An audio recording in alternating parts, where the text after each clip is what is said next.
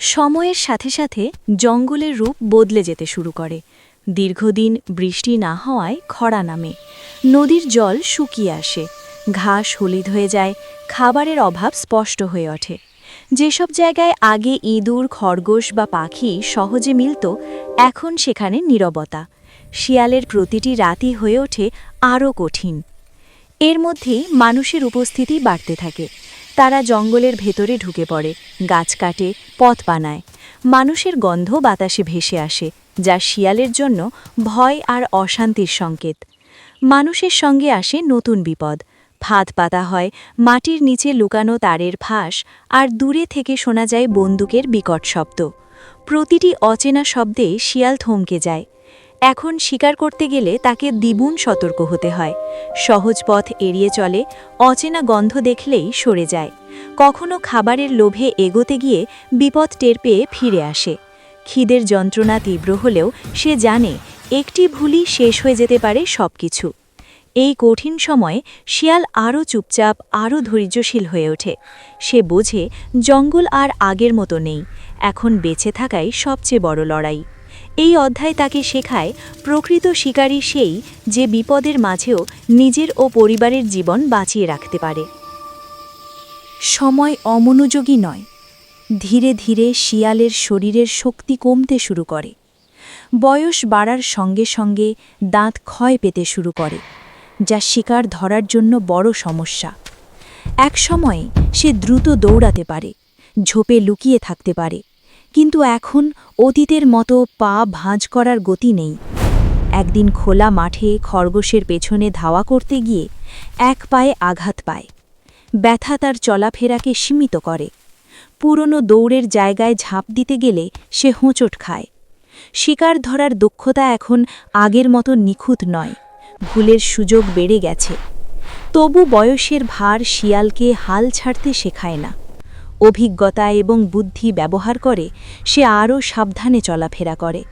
ঝুঁকিপূর্ণ শিকারের পথ এড়ায়, ছোট শিকার ধরতে বেশি মনোযোগ দেয়। তার চোখ এখনও তীক্ষ্ণ, কান সতর্ক, কিন্তু তার শরীরের সীমাবদ্ধতা তাকে বলছে প্রকৃত শক্তি শুধু শরীরের নয়, মন আর অভিজ্ঞতারও। এই সময়ে শিয়াল বুঝতে শুরু করে জীবনের লড়াই শুধু তরুণ শক্তি দিয়ে নয়, অভিজ্ঞতা ও ধৈর্য দিয়ে জেতা যায়। আঘাত ও বয়স তাকে শেখায় প্রতিটি পদক্ষেপের গুরুত্ব, প্রতিটি সিদ্ধান্তের প্রভাব। বয়স বাড়ার সঙ্গে সঙ্গে শিয়াল আগের জায়গাগুলোতে ফিরে আসে। সেই গর্ত, যেখানে জন্ম হয়েছিল, যেখানে প্রথম পা ফেরেছিল, এখন শুধুই স্মৃতির প্রতীক। ছানাদের ছোট ছোট মুখ, তাদের প্রথম খেলাধুলা, প্রথম শিকার, সবই চোখের সামনে ভেসে ওঠে। জঙ্গল বদলে গেছে, অনেক গাছ কাটা হয়েছে, নতুন ঝোপ জন্ম নিয়েছে, কিন্তু সেই সময়ের নীরবতা আর উষ্ণতা আর নেই। শিয়ালও বদলে গেছে। আগে সে শুধু শক্তি আর বুদ্ধি নিয়ে চলত, এখন তার পায়ে ধীরে ধীরে দুর্বলতা এসে গেছে। চোখ এখনও তীক্ষ্ণ, কিন্তু দৌড় আর লাফ আগের মতো নেই। কান সতর্ক, কিন্তু ধ্বনির প্রতি প্রতিক্রিয়া আগের চেয়ে ধীর।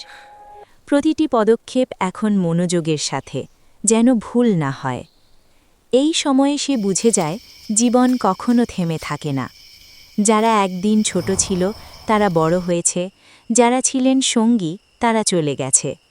স্মৃতিগুলো তার কাছে ভার বহন করে, তারা আনন্দের, শিক্ষা দেওয়ার এবং শক্তি যোগানোর। শিয়াল এই স্মৃতির ভার বহন করতে করতে আরও ধৈর্যী হয়ে ওঠে। প্রতিটি গন্ধ, প্রতিটি শব্দ তাকে পুরনো দিনগুলো মনে করিয়ে দেয়। জীবনের এই শেষ সময় সে শেখে জীবনের সৌন্দর্য শুধু বর্তমানের লড়াই নয়, অতীতের স্মৃতি ও ভালোবাসার মধ্যে লুকিয়ে আছে। এক গভীর রাতে চাঁদের আলো ঝলমল করছে পাতার উপর। শিয়াল শেষবার শিকার করতে বেরোয়। আগে যেখানে সে সহজেই খরগোশ বা ছোট ইঁদুর ধরত, এখন শরীর আর সাড়া দেয় না। পা ভারী, লাফ কমে গেছে। চোখ তীক্ষ্ণ থাকা সত্ত্বেও শক্তি কম। অভিজ্ঞতা বলে এখন সাবধান হও, কিন্তু শক্তি আর নেই।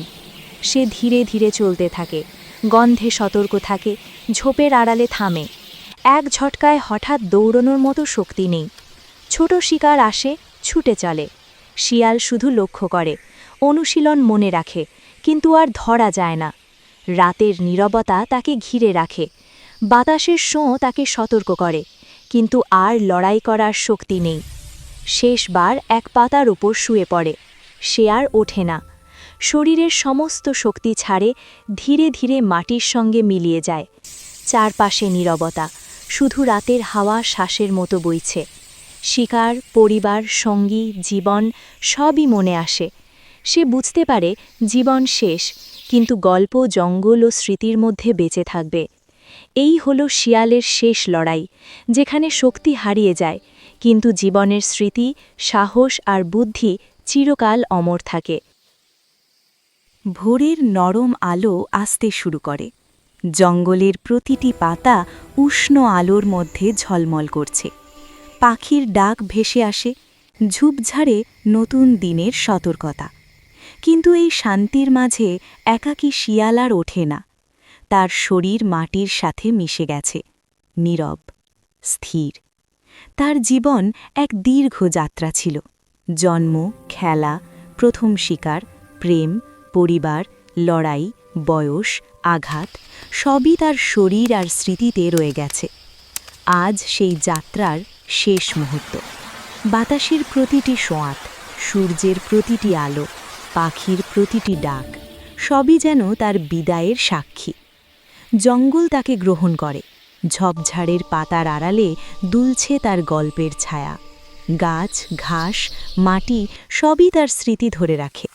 তার উপস্থিতি আর নেই, কিন্তু তার সাহস, বুদ্ধি, সতর্কতা এবং ভালোবাসা জঙ্গলের গল্পে চিরকাল বেঁচে থাকবে। একটি শিয়ালের জীবন এখানেই শেষ, কিন্তু তার গল্প, প্রথম দৌড়, প্রথম শিকার, প্রথম প্রেম, পরিবার, একা থাকা, কঠিন সময় সবই রয়ে যায়। জঙ্গল তাকে ভুলবে না, আর যারা শোনে তার গল্প তারা শিখবে জীবনের সৌন্দর্য, সাহস, ধৈর্য এবং স্মৃতির গুরুত্ব। এই নীরব বিদায়ই হল জীবনের চূড়ান্ত অধ্যায়, যেখানে শক্তি শেষ হলেও গল্প চিরজীবী হয়ে যায়। একটি জীবন, যে জীবনটা কেটেছে নিঃশব্দ লড়াইয়ে, ভালোবাসায়, দায়িত্বে।